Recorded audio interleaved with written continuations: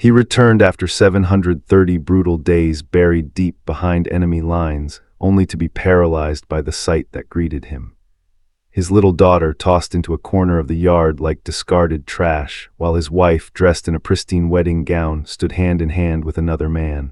But it took just one look, one single, silent action from him, and the entire crowd fell silent. Not a soul dared speak. What could possibly make a father remain utterly still at such a shocking sight? And what hidden truths would he uncover that would ultimately silence an entire town? The rusted blue iron gate groaned like a warning as Ethan Walker pushed it open. The two-story house he once called home appeared through a jungle of waist-high grass. No lights, no barking dog, not a trace of life. He stood there silent. His hands still bore the calluses of war, and his worn military backpack dangled from his shoulder, heavy with everything left unsaid. The cold wind sliced through his jacket, but Ethan didn't flinch. He just stared. This house was no longer a home.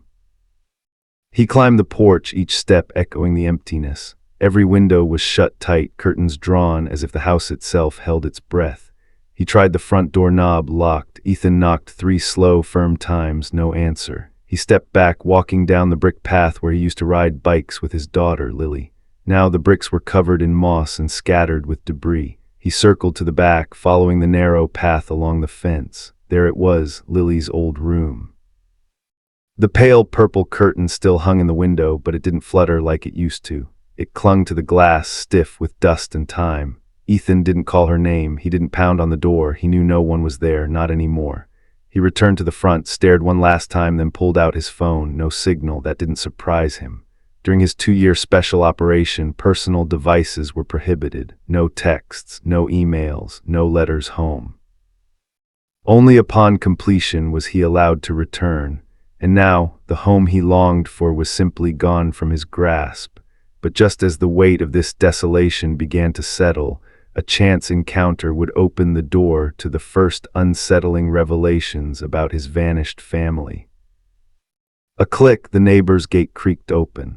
A young woman in her early 20s stepped out, holding a trash bag. She had loosely curled brown hair, wore jeans, and a gray hoodie. When she saw Ethan, she froze.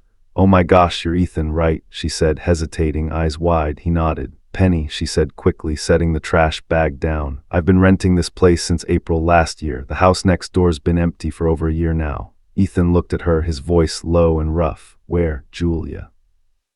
Penny bit her lip, her eyes flickering with unease. She glanced around as if afraid the wind might carry off whatever she was about to say. She left," Penny said quietly.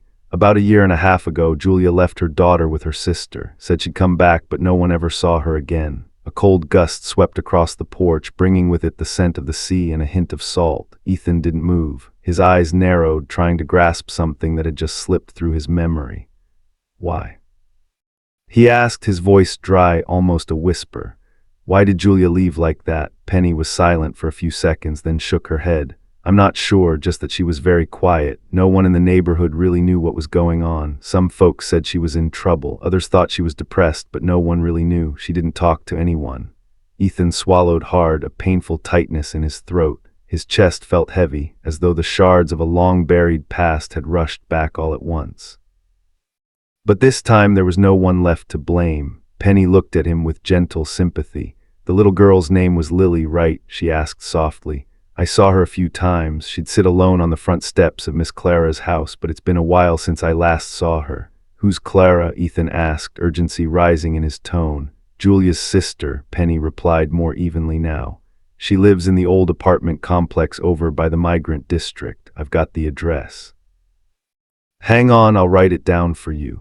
Penny hurried back inside, grabbing a pen and paper. Ethan remained still, arms hanging at his sides. There was no anger inside him, only a growing emptiness, stretching wider, threatening to swallow whatever was left. Penny returned and handed him the slip of paper. "Here, 36B Maple Street, if you need any more help." Ethan nodded. "Thank you." He turned and slowly walked toward the old pickup parked on the curb. Penny called out after him. "You know, the little girl used to sit on those steps every evening, all by herself, hugging a teddy bear. One time I asked why she didn't go inside. She just said, 'Auntie doesn't like noise.'" Ethan didn't turn around. He opened the car door, started the engine, and the vehicle slowly rolled away from the old street, a place that was once a home, now just a house with no one left in it. The location of Clara's apartment, however, hinted at a darker, more impoverished reality, a world far from the life Ethan envisioned for his daughter. Apartment 36B was part of an aging three-story complex with no elevator. The hallway was narrow, the lights flickering like they were ready to give out. Ethan knocked on the exact door listed on the paper. No answer, but he heard something. A faint sound, a soft rustling like someone shifting inside. He knocked again, then pushed the door. It wasn't locked. Inside, it was dark and messy. Snack wrappers scattered across the table, empty beer cans, a TV blaring sound with no picture. Ethan stepped in slowly. He didn't call out, just scanned the room quietly. Then he saw it.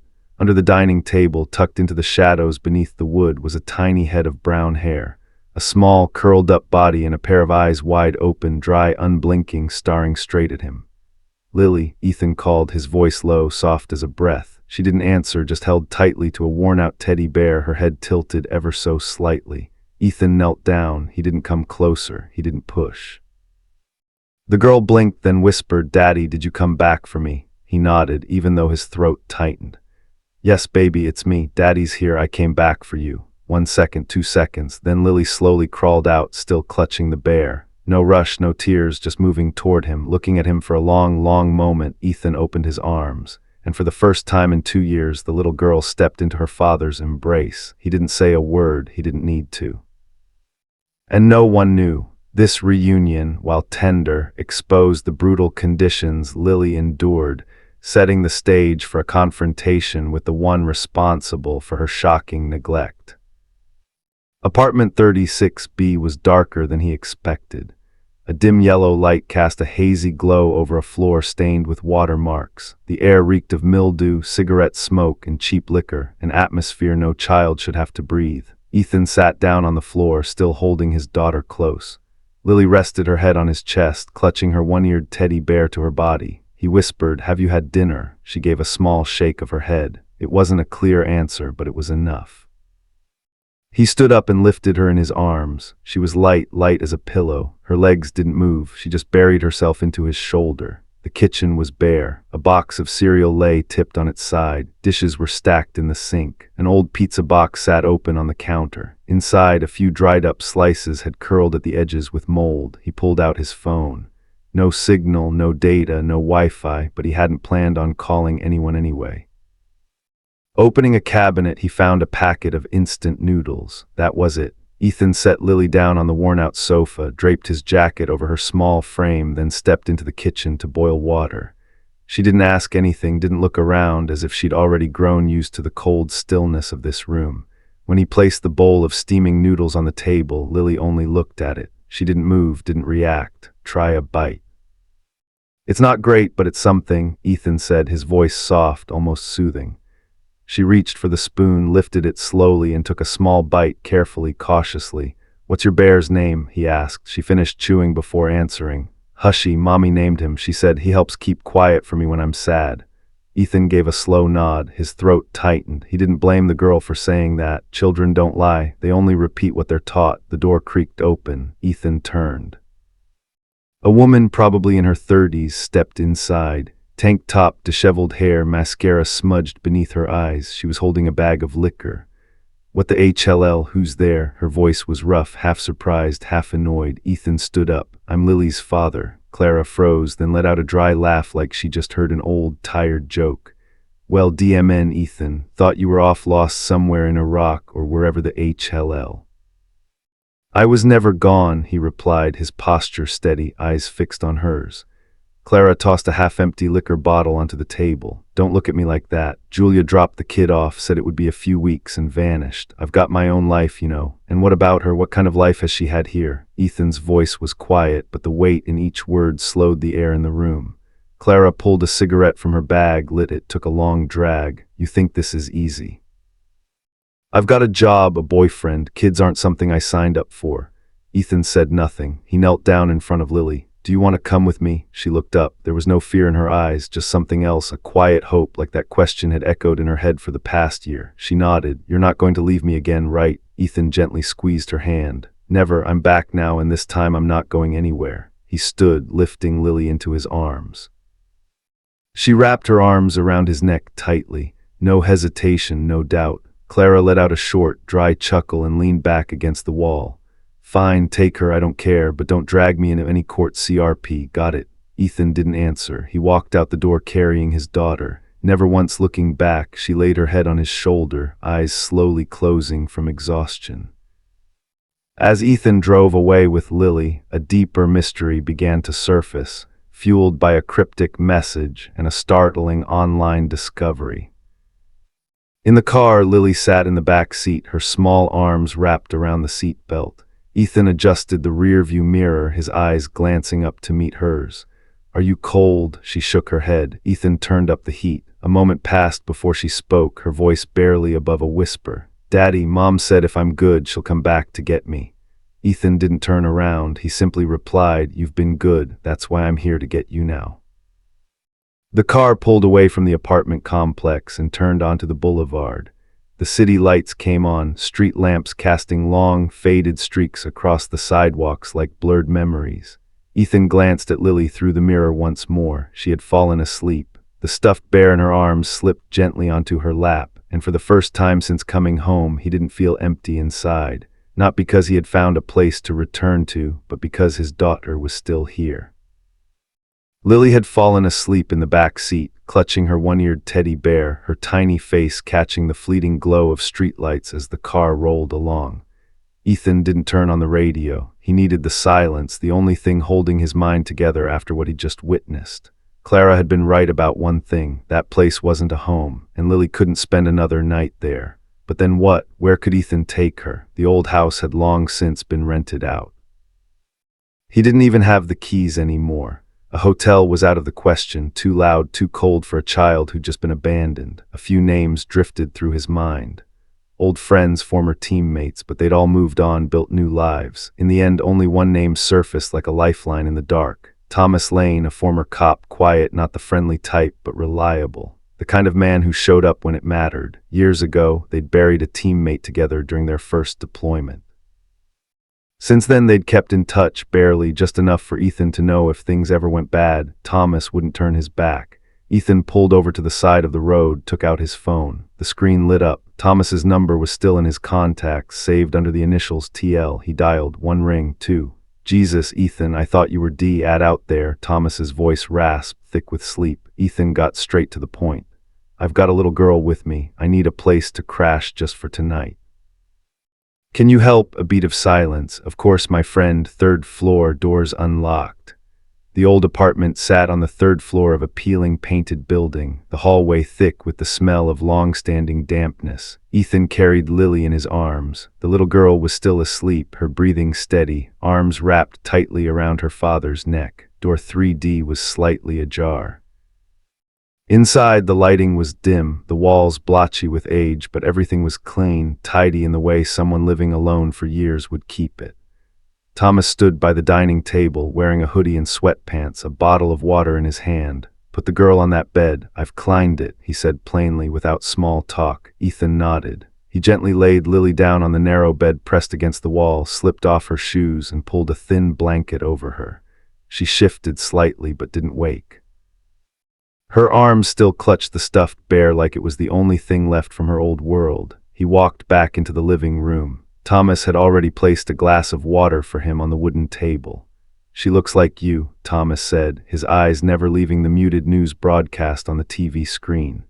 Ethan sat down in the chair, elbows resting on his knees, fingers tightly interlaced as if trying to keep something from slipping through his mind. "There's nowhere left to go, Thomas," he exhaled, his voice strained. "The old house has someone else living in it now. Clara, Julia's sister, just left Lily like she was some trash bag someone forgot on a doorstep." He paused, eyes drifting off into the distance. "And Julia, I have no idea where she went. No note, no message, not a trace." Thomas leaned against the doorframe, arms crossed. "Are you sure Julia hasn't contacted anyone? Not a single family member, friend?"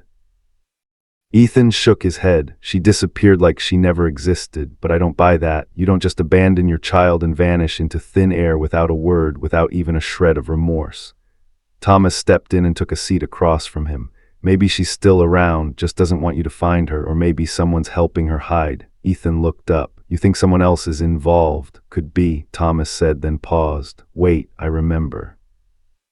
Julia used to have a social media account, but she switched to a different number, more private. I actually helped her scrub a few things back when she was going through her last divorce. Ethan squinted. You still have the info. Thomas nodded and pulled his phone from his coat pocket, placing it on the table in front of Ethan. Here, still logged in, take a look. If she's still using that number, you might find something. Ethan hesitated for a moment, then picked up the phone. But before unlocking it, he looked at Thomas and said slowly, I'm not trying to dig up the past. I need to know why that little girl had to suffer like that, why Julia chose to disappear. And if there's still time, I want Lily to have an answer before she gets old enough to believe she was never worth loving.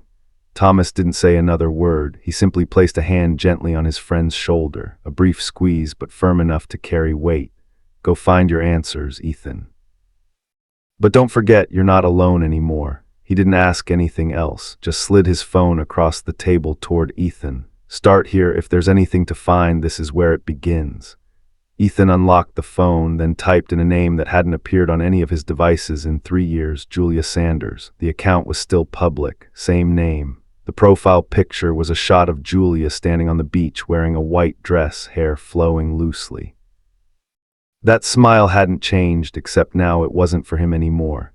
He scrolled down. Vague captions, pictures with friends, and then, almost time for something special, just chapter 2, just forever. The photo showed Julia in a bridal shop, draped in a white gown, a man's hand resting on her waist, both of them beaming like the past had never existed. Mark Benson, CEO, divorced, no children, verified account, and clearly no idea Lily even existed. Thomas lined in. Is this the new guy? Ethan nodded, but said nothing.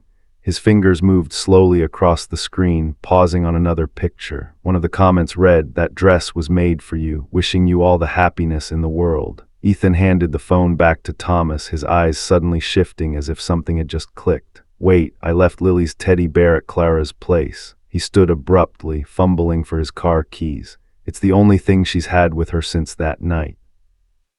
If she sleeps without it, she startles awake in the middle of the night. Thomas nodded. All right, go grab it and come back. If you need, I'll call ahead and let security know you're coming. Ethan shoved his phone into his pocket. No need, I'll be in and out. I just don't want Lily to wake up and not see it beside her. Thomas watched him heading for the door and called out just as Ethan reached it. Ethan, be careful. All right, I don't know why, but I've got a feeling this isn't over. Ethan didn't answer, just raised a hand in acknowledgement, but those words wouldn't let go of him because something about them felt true. And now, for the first time, he could feel it in the air. Something wasn't finished, not yet. Ethan returned to apartment 36B just before midnight. The hallway lights were flickering non-stop. The door was just as he remembered, unlocked. He pushed it open and stepped in quietly. Lying on the floor near the dining table was a cream-colored stuffed bunny. One ear was worn thin. She couldn't sleep deeply without it. Ethan knew that. He bent down to pick it up, and just then a voice came from inside. A familiar voice. Clara was on the phone. He froze. The bedroom door was slightly ajar. I told you already, just go ahead and marry him. That guy doesn't have a clue. And the kid, keeping her a few more months isn't hurting anyone. If it ever comes out, just say the ex-husband died in the war. End of story. Another woman's voice responded. Julia, Clara, I'm scared this will come back to haunt us. If someone finds out, then blame Ethan. Who the HLL even knows if he's alive? It's been 3 years, for God's sake. Why are you still worrying? Ethan stood still. He didn't step forward, didn't say a word. He simply held the bunny in his hand, turned around, and quietly closed the door behind him as if he'd never been there. Back at apartment 3D, the lights were still off. Lily was asleep. Thomas sat in the kitchen sipping coffee, one hand holding the mug, the other toying with a lighter. Did you get it? Thomas asked. Ethan nodded. He sat down on the sofa and placed the stuffed bunny gently on the table. After a pause, he spoke slowly. She didn't choose to leave me behind with an explanation. Thomas looked up. She did it with silence. A long silence followed. Thomas didn't press for details, but he understood. The way Ethan clenched his hand, the way his eyes stayed fixed on the darkness, it said everything. "You want to dig into this?" Thomas asked. Ethan nodded. "I need to know everything." Thomas stood, opened his laptop. "She wants to live like the past never existed." "Then let's show her the past knows how to find its way back." He typed quickly, pulled up a stream of images. One photo appeared. Julia trying on a wedding dress, Mark pinning flowers in her hair, both of them smiling. Thomas turned the screen toward him. Ethan looked. He said nothing, but for the first time since he came home, his eyes lit with fire, not pain but clarity. Armed with this devastating knowledge, Ethan and Thomas began to systematically dismantle Julia's carefully constructed new life. The pristine white wedding gown swept gently across the polished wooden floor as Julia turned before the full-length mirror. Lace hugged her slender shoulders, and the skirt flared just enough to hide everything she wanted hidden. "This dress really makes you stand out," the store attendant said with a satisfied smile, smoothing the back of the gown with her hand. Julia didn't reply. She stared at her own reflection as if trying to see through the layers of fabric and find someone else, someone without an old name, without a past, without a child. Outside the fitting room, Amanda Green, her bridesmaid and best friend since college, sat with her legs crossed, scrolling through the news on her phone. "You picked the right one. It looks beautiful and classy," Amanda said without looking up. Julia gently tugged at the hem of the dress and stepped out, adjusting her posture. "I guess so." She didn't need more compliments. What she needed was a sense of safety, and in this white dress she could almost believe that everything outside had been locked away behind her. "Where Mark?" Julia asked, scanning the room. "Meeting at the venue," Amanda replied curtly. Just then a resort receptionist stepped in, holding a plain white envelope with no return name. "Miss Julia, someone asked me to give you this." Julia furrowed her brow slightly and took it. She opened it as soon as the staff member left. Inside was a single sheet of paper printed in firm, deliberate letters. "Your daughter still waits for you every night." She froze for several seconds. No signature, no trace of who had sent it, but each word sliced through the fragile calm she'd been clinging to like a thin blade. Julia folded the paper quickly, slipped it into her purse, and hurried back inside. "What was that?" Amanda called after her. "Nothing." Amanda stood up and followed, suspicion written all over her face. "Come on, Julia, you think I didn't notice your hand shaking? That letter, does it have something to do with Ethan?" Julia tightened her grip on the strap of her purse. "Don't mention that name here." "Did you tell Mark everything?" Amanda stepped in front of her, not backing down. "There's nothing to tell. You have a child, you had a husband, you had a whole part of your life that you buried just because you were afraid Mark might find out. Do you really think all of it will disappear just because you pretend it never existed?" Julia lifted her head, her voice colder than usual. "Mark doesn't need to know about any of that. My past is mine to carry." Amanda stared at her, then said slowly, "It's not that Mark doesn't need to know. It's that you don't have the courage to face it." Silence. Julia turned away without another word, but her face had shifted, softened in that unmistakable way of someone who'd just been struck right in the heart. Late afternoon, Julia sat alone in the dressing room. She unlocked her phone to check work emails, then absently scrolled through her inbox. There was an image file, no sender, no subject, no address. She tapped it. It was a drawing, 3 figures in crayon, one tall, one medium, and a little girl in the middle with a bow on her head. Under each figure, scribbled letters read, "Daddy, Mommy, Me." Julia knew it instantly. It was Lily's drawing. The little girl had drawn it just before Julia left that old house. Back then, Julia had taken nothing with her but a suitcase full of clothes and a promise that she would return. She never did. Julia's eyes blurred with tears. She gently touched the phone screen. A photo had just gone viral on a local news site. It showed Lily hugging Ethan on a beach. The little girl's smile was radiant, like sunlight. Ethan stood behind her, his hand resting lightly on her shoulder, his gaze so tender it took Julia's breath away. She started to delete the photo, but her finger froze, suspended between 2 choices, delete or save. In the end, she simply turned off the screen. No deletion, no saving, because how could she erase something she was the one who abandoned? Old memories stirred like a quiet rain tapping against a window pane. Back then, when Ethan joined the military, Julia stayed behind alone in a small rented apartment tucked inside a cold, unfeeling city. She had gotten pregnant with Lily far too young, no close relatives, no steady income, and did whatever odd jobs she could find just to scrape by. But the months with Ethan away felt endless. No letters, no phone calls long enough to speak her fears, and no promises from him that he'd return soon. Julia didn't hate Ethan, she just panicked. One night when Lily came down with a high fever, Julia carried her to the hospital in the dead of night, her legs trembling, a Ziploc bag full of coins clutched in her hand. She still remembered the nurse asking, "Where's the father?" and how all she could do was stay silent. After that night, loneliness turned into fear. So when Clara, her older sister, offered to watch Lily for a while so Julia could get back on her feet, she said yes and never came back. She was afraid that returning would only cause Lily more pain. Afraid Ethan might come back and find nothing but a worn-out mother, a woman who had failed. And more than anything, Julia believed if she stayed gone long enough, Ethan would forget her, and in time so would Lily. The child would grow up without remembering the woman who walked away. But now, seeing Lily's eyes in that photograph, not angry, not bitter, just calm, Julia realized something. She hadn't been replaced, she'd been left behind. And the most painful part was it had been her choice. That night Mark came home from his meeting. Julia had already changed into a dress, makeup done, a glass of red wine in her hand as if nothing had happened. "Are you free tomorrow?" she asked while pouring him another glass. "Busy in the morning, but maybe free in the afternoon. What's up?" "I want to look at wedding cakes again. I still haven't found the right flavor." Mark smiled. "Sure, I'll move some things around." Julia nodded, returning a faint smile. But inside, she felt like she was held together by tight rubber bands, ready to snap at any second.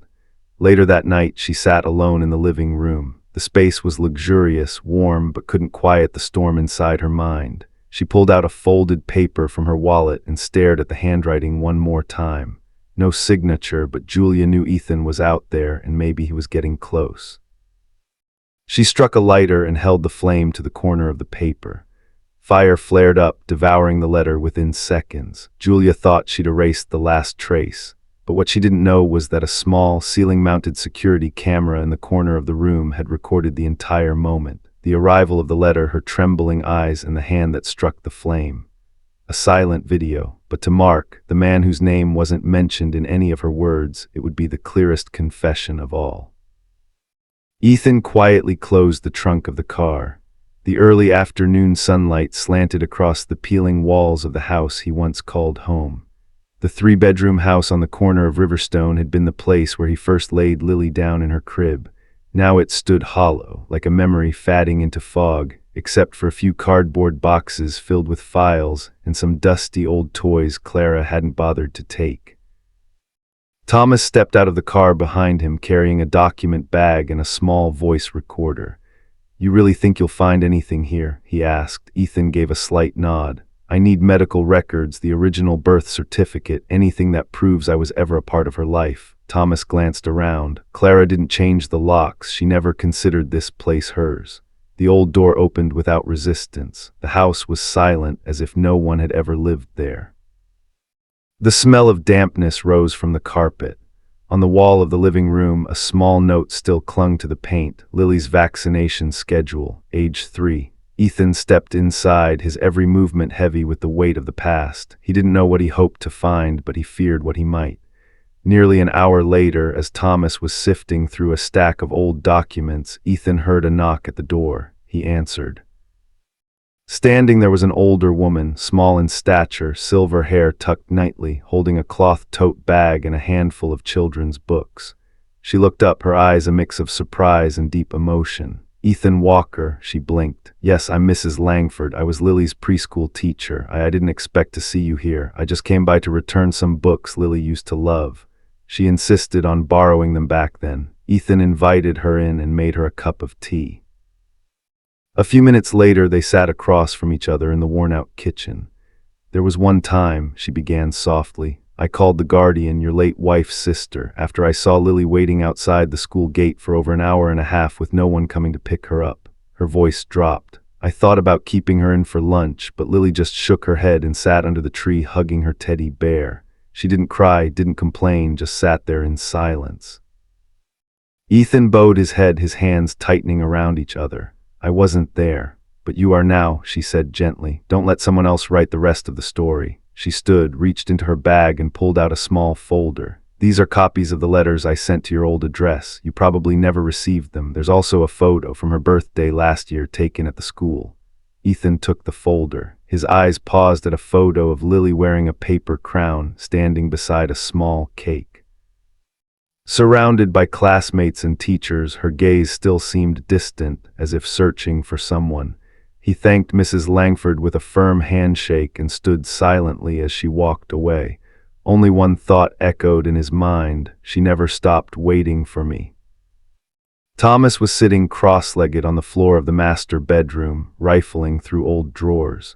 Found something worth a look, he called out. Ethan walked over. Thomas handed him a thick envelope labeled NOTARIZED Copy Custody Agreement. Ethan opened it. Inside was a notarized copy of a guardianship authorization bearing the signatures of Julia and a man named Alden Chase, an attorney specializing in divorce and custody cases. The date of signing. That's 7 months after I deployed, Ethan murmured, doing the math. Thomas said, so she waited until she was sure you weren't coming back before filing the paperwork, but that's not all. He pulled out another stack of documents, including a copy of the birth certificate. Ethan examined it closely. The father's name was originally listed as Ethan Walker, but it had been crossed out in red ink, and next to it someone had written by hand, unknown. Ethan froze. This isn't legal, Thomas said. You can't just erase a father's name from a birth certificate unless there's a court order or a death certificate. He handed over another note. She used a loophole, something called a voluntary maternal declaration, to amend vital records. It's signed off by Shelley Brown, the county registrar. Want to contact her? Ethan was silent for a long moment, then nodded. Call her now. Thomas switched the phone to speaker mode. After 3 rings, someone picked up. Shelley speaking. Hi, this is Thomas Lane. I'm reviewing some documents related to a vital records filing you certified back in 2020. The case concerns a woman named Julia Sanders and her daughter, Lily Sanders. There was a pause on the other end, just a few seconds, before the woman replied briskly, I can't discuss this over the phone. If you'd like, why? The line went dead, leaving Ethan and Thomas in a tense silence, the phone still on speaker in Thomas's hand. Shelley Brown had hung up, but the truth was already painfully clear. Julia hadn't just moved on, she had actively, meticulously erased Ethan from Lily's life, using legal loopholes to fabricate a reality where he never existed. From a soldier returning to a desolate home and a fractured family, Ethan Walker had transformed into a father on a relentless mission. He wasn't fighting a war anymore. He was fighting for his daughter's very identity, for the right to be known as her father. Julia, blinded by a new life of pristine white gowns and a man oblivious to her past, had sealed her fate. Her calculated silence, her lies to Mark, and her deliberate efforts to bury her child's true history were all on record, thanks to a hidden camera and a paper trail leading directly back to her. The battle for Lily's future was about to begin, and this time Ethan wouldn't just be silent. He would make sure the truth roared.